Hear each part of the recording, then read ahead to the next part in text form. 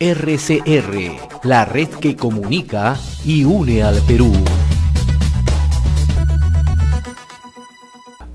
Vamos a tomar contacto a esta hora y le agradecemos, como siempre, la amabilidad con el cardenal Pedro Barreto Jimeno, arzobispo metropolitano de Huancayo, primer vicepresidente de la Conferencia Episcopal Peruana. Tenga usted buen día, cardenal. Gracias por atender esta comunicación a través de RCR, Red de Comunicación Regional. Muy buenos días, José. Estoy a tu disposición. Yo comentaba antes de irnos a la pausa que ayer emitió un pronunciamiento en la Conferencia Episcopal, ¿no? Un momento difícil que vive el país. La Conferencia Episcopal emite este pronunciamiento titulado, ¿no?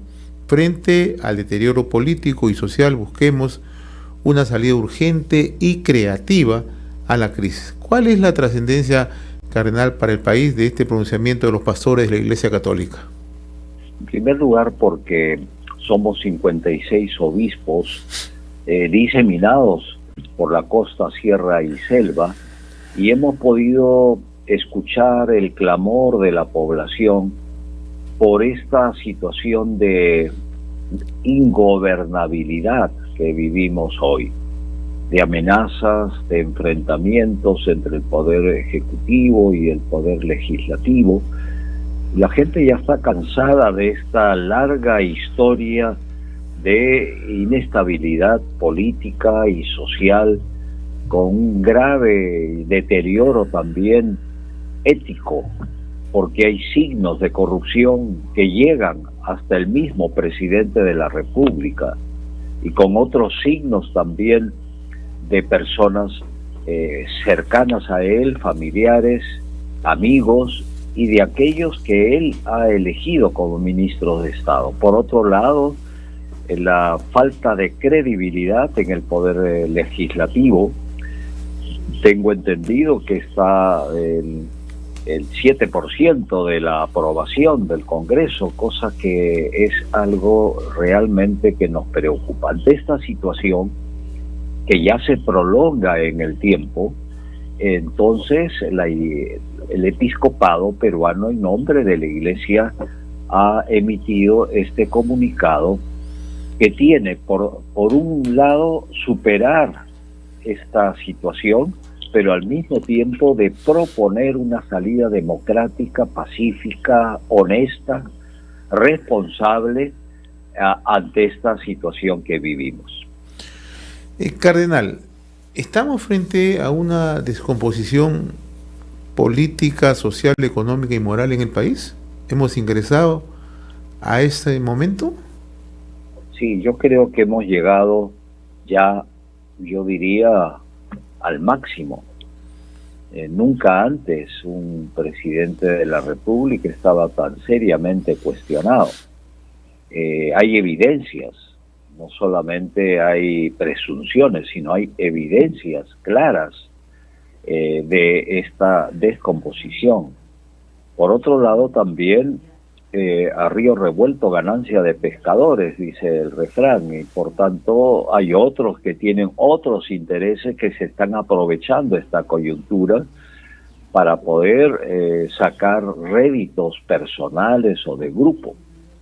Y creo que un país dividido, como dice Jesús, va a la ruina. Y nosotros, como obispos y pastores, tenemos que alertar a la población que aún estamos a tiempo para salir de esta clara crisis que vivimos, que es para todos nosotros no solamente preocupante, sino también es una alerta muy grande que debemos nosotros evitar mayor confrontación.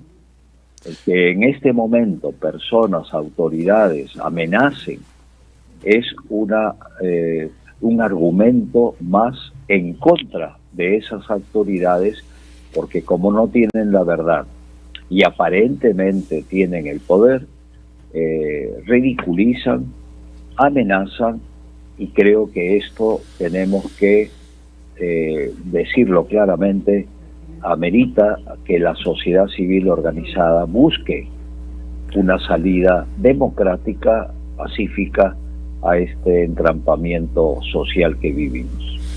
Para nadie es ajeno, Cardenal Barreto, la descomposición que existe en nuestra sociedad. Tampoco es ajeno echarle una mirada realista a lo que está ocurriendo, ¿no? La alta desaprobación del Congreso de la República, la alta desaprobación al Ejecutivo, ¿no? Y ustedes en un punto de pronunciamiento están instando tanto al gobierno como al Parlamento a que se facilite las investigaciones en curso que lleva a cabo el Ministerio Público sobre presuntos hechos de corrupción en las altas esferas políticas. Y aquí usted acaba de mencionar hace unos instantes que este gobierno hay evidencias de actos de corrupción. Desde esa perspectiva, ¿cuál cree usted que debería ser el comportamiento de la ciudadanía si no funciona el Congreso? El Ejecutivo tiene una posición debilitada frente a la opinión pública. ¿Cuál debería ser el papel de la ciudadanía? Lo decimos en el comunicado, que el consenso social debe llevar a una transición política.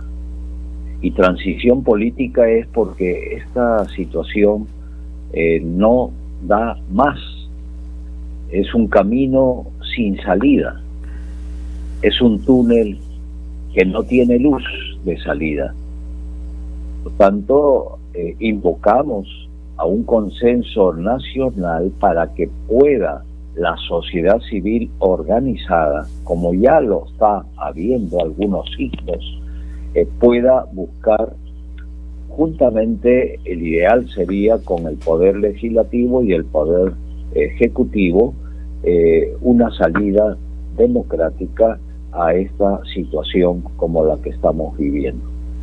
Si el poder legislativo y el poder ejecutivo están, yo diría, mirando a otro lado, no mirando al país, estamos nosotros como obispos indicando que es la sociedad civil la que debe dar una muestra clara que en la democracia es la sociedad la que elige a las autoridades, y las autoridades tienen que ser conscientes desde el primer momento que sirven no al grupo que lo han votado por ellos, sino que sirven al bien común del país.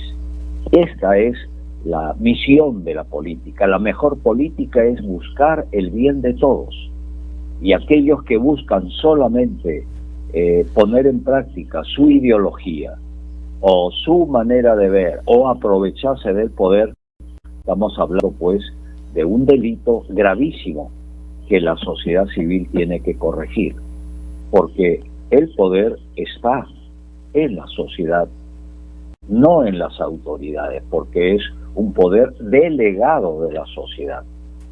Creo que aquí hay una llamada muy fuerte a la sociedad civil, a la vigilancia democrática. Yo personalmente invoqué cuando los dos candidatos presidenciales el 17 de mayo del año pasado juramentaron ante el país tocando la bandera peruana, un hecho inédito en la historia del Perú, para cumplir esos mínimos democráticos por el bien común del país. Yo indicaba que la sociedad civil tenía que despertar del letargo y tenía que vigilar el fiel cumplimiento de esas consignas básicas democráticas. Hasta el momento, posteriormente, sí. Hasta el momento hablamos también del acuerdo nacional, que es fruto de unos consensos por el bien del Perú. Hasta ahora no ha habido ninguna señal de cumplimiento de estos dos compromisos. Hasta el momento, ¿el presidente Castillo ha faltado al juramento? Bueno, por las sobres se conoce, ¿no? Porque precisamente la proclama es para unir al pueblo peruano, desde la verdad, desde la honestidad, desde la justicia, desde la búsqueda del bien común. Pero hasta ahora no hay ningún signo de comunión, al contrario, de un aprovechamiento del poder con palabras, yo diría, ofensivas a nuestro país, que ha demostrado largamente una capacidad de resistencia a esta situación de ingobernabilidad que está afectando gravemente a las grandes mayorías del país. Nuestro invitado, el cardenal Pedro Barreto, ¿no? Hace unos momentos usted citaba el punto 15 del pronunciamiento, ¿no? Dice textualmente: el consenso social pide dar paso a una transición política que busque con urgencia una salida a la profunda crisis actual, priorizando la necesaria reforma política pendiente para recuperar la credibilidad, la confianza y la esperanza. ¿Se puede interpretar, cardenal, esta transición política como un adelanto de elecciones? Podría ser, pero no es la Iglesia la que tiene que manifestar el cómo debe ser esa transición política.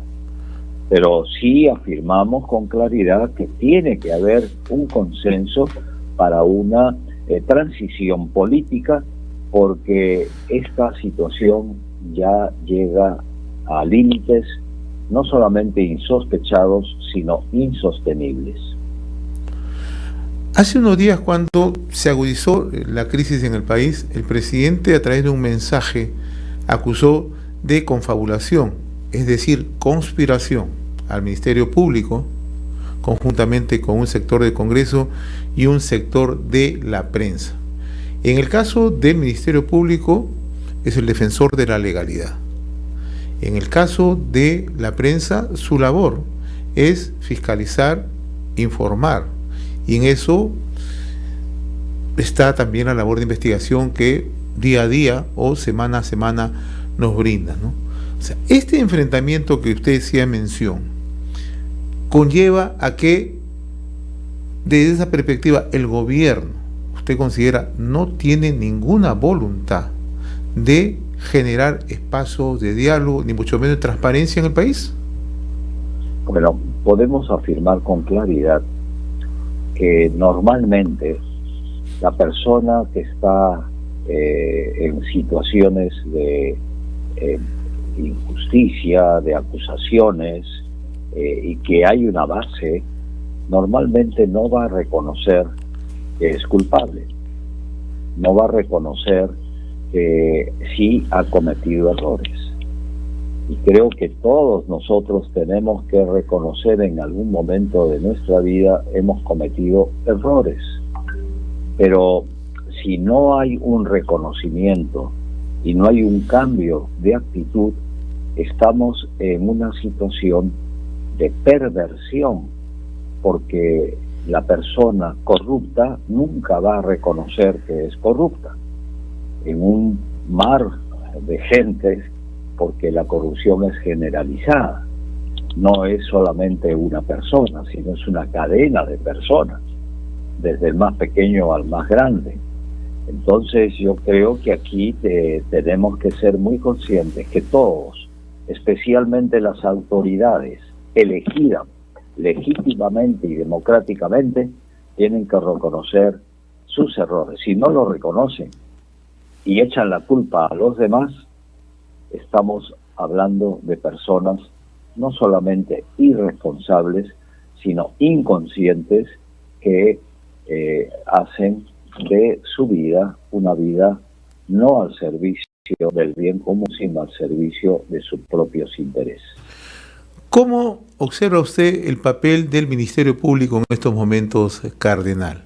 Investiga al presidente Pedro Castillo, está investigando al entorno familiar del presidente, a gente del entorno cercano al jefe de Estado y otros hechos de corrupción que se han presentado en el actual gobierno, en un año y días de gestión gubernamental. ¿Cómo observa usted el papel del Ministerio Público, que en los últimos días de parte de un sector del gobierno ha recibido duras críticas?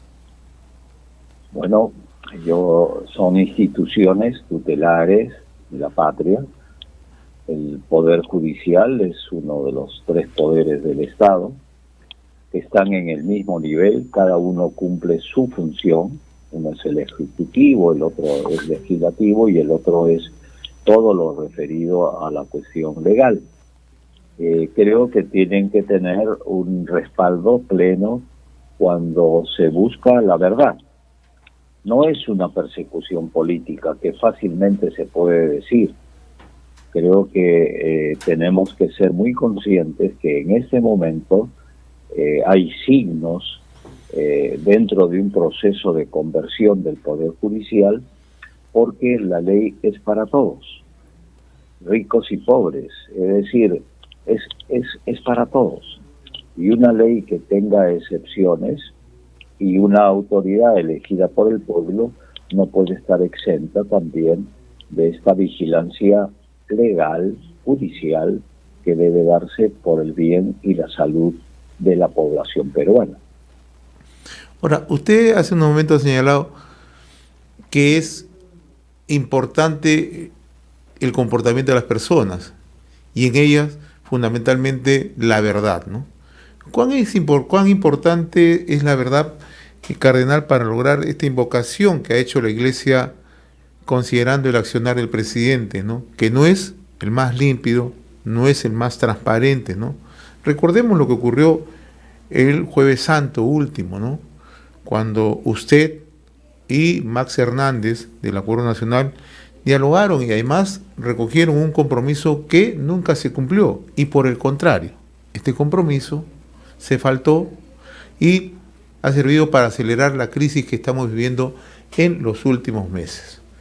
En esa línea, la Iglesia hace una invocación.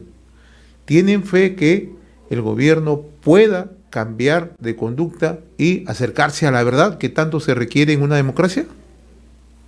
Bueno, la conversión, el cambio, está ahí como posibilidad. Si no cambia la persona, se le cambia. Esto es lo que estamos afirmando con la transición política. Si no cambia el presidente, hay que cambiarlo. No, lo que digo es que hay nosotros invocamos a una transición política y hay que reconocer errores y errores graves en elección de ministros. Son más de 65 ministros en menos de un año y 2 meses. ¿Cuándo hemos vivido eso? Y algunos ministros seriamente cuestionados, personas cercanas a él cuestionados por la justicia. Y creo que también pasa en el poder legislativo. Personas que no deberían estar representando al pueblo porque están seriamente acusados de problemas y problemas graves. Esto no lo podemos tolerar. Entonces, si no cambia la persona, si no reconocen su error, hay que cambiarlos. ¿Cómo? La sociedad civil tiene la palabra. Ahora, usted ha mencionado el Congreso de la República y nadie va a justificar en estos momentos la labor de los congresistas, excepto algunas excepciones, como ocurren en todas las instituciones, cardenal, ¿no?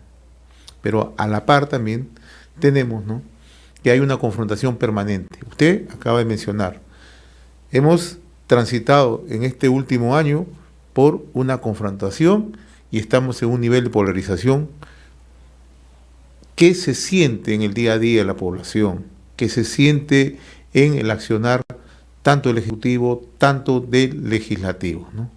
¿Hay algún punto de encuentro en esa situación tan complicada que hay en ambos poderes? Por los signos que hay, veo inviable un diálogo, porque hay una atomización en el Congreso.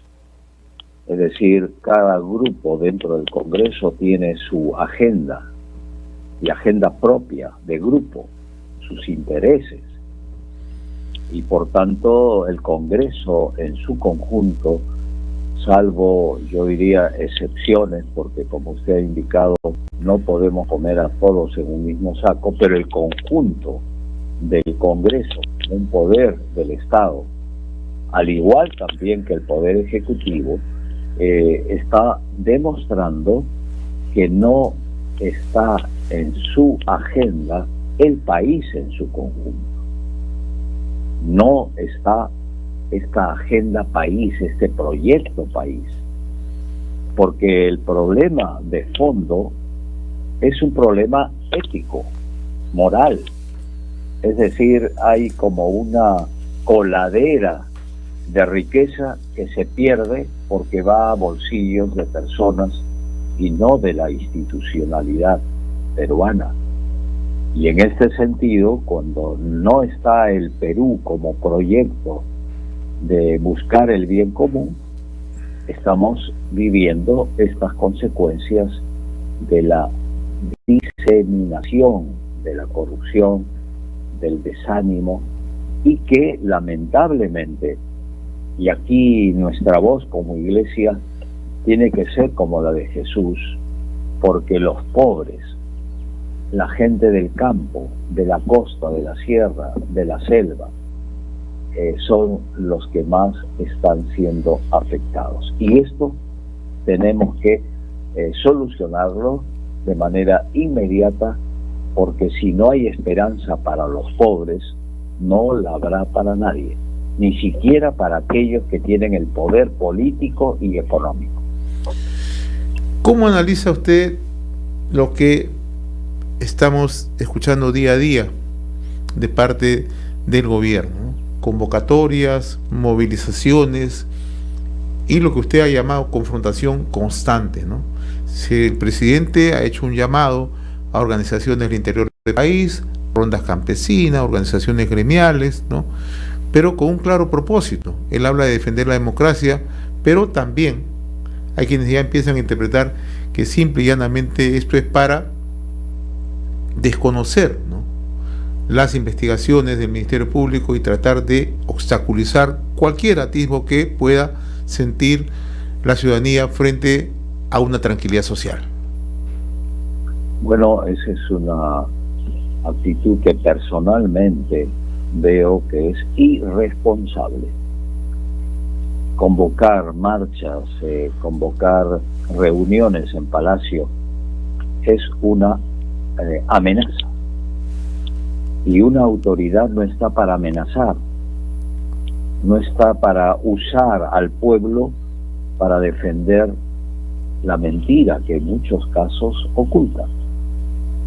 Y esto tengo que decirlo con mucha claridad, porque Gabriel pasado conversé yo personalmente con él y lo encontré como una persona que estaba decidida a un cambio.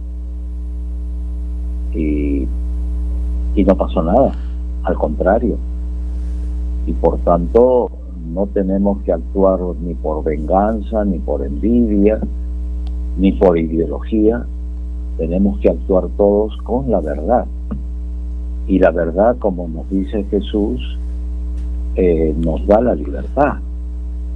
Y el Papa Francisco nos dice claramente, y lo indicamos en el comunicado, que en las situaciones más graves de la política se puede salir si es que todos nos ponemos de acuerdo en principios y valores que orienten nuestra conducta, reconociendo nuestros errores y poder buscar juntos una salida democrática y pacífica como lo indicamos. Cardenal Pedro Barreto, yo le agradezco infinitamente esta comunicación con RCR, Red de Comunicación Regional. Gracias por atender este diálogo. Lo han escuchado en varios puntos del territorio nacional, estas reflexiones que ha hecho la Iglesia y que es necesario que en un momento tan difícil sean atendidas. Le agradezco como siempre la amabilidad, Cardenal Pedro Barreto. Muchas gracias a ustedes. Gracias. RCR, la red que comunica y une al Perú.